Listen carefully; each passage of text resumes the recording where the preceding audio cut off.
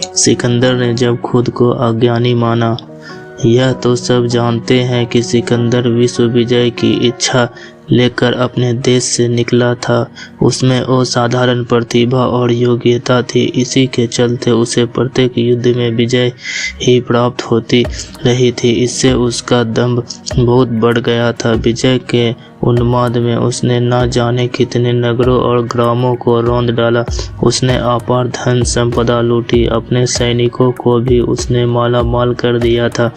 इसी क्रम में उसने एक बार ऐसे नगर पर धावा बोल दिया जिसमें केवल महिलाएं और बच्चे ही रहते थे। उस नगर में रहने वाले सभी युवक और वृद्ध, सभी पुरुष युद्ध में मारे जा चुके थे। स्त्रियां असहाय थी, उनके पास आत्मरक्षा का कोई साधन नहीं था। महिलाओं से किस प्रकार युद्ध किया जाए, यही बात सिकंदर की समझ में नहीं आ रही थी। उस समय उसके पास गिने चुने सैनिक थे। उसकी विशाल सेना पीछे आ रही थी।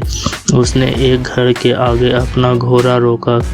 कई बार द्वार पीटने के बाद बड़ी कठिनाई से द्वार खोला और लाठी टेकती हुई एक बुढ़िया बाहर आई।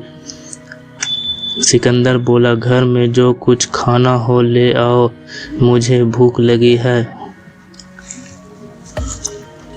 बुढ़िया अंदर गई और थोड़ी देर में कपड़े से ढका एक थाल लेकर सिकंदर को दे दिया।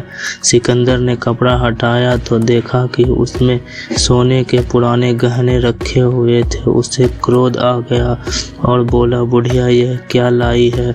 मैंने तुझसे खाना मांगा था, क्या मैं यह गहने को खाऊंगा?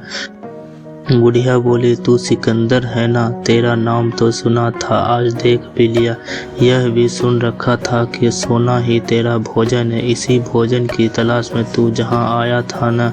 यदि तेरी भूख रोटियों से मिटती तो क्या तेरे देश में रोटियां नहीं होती? फिर दूसरों की रोटियां छीनने की जरूरत तुझे क्यों पड़ी? हमारी संतान को सताने की जरूरत क्या पड़ी थी? एक माँ पूछ रही है, बता। सिकंदर के दम का शिखर टूट नीचे आ गिरा। वह बुढ़िया के सामने झुक गया। बुढ़िया ने प्यार से उसके सिर पर हाथ फेरा और उसे भोजन भी दिया।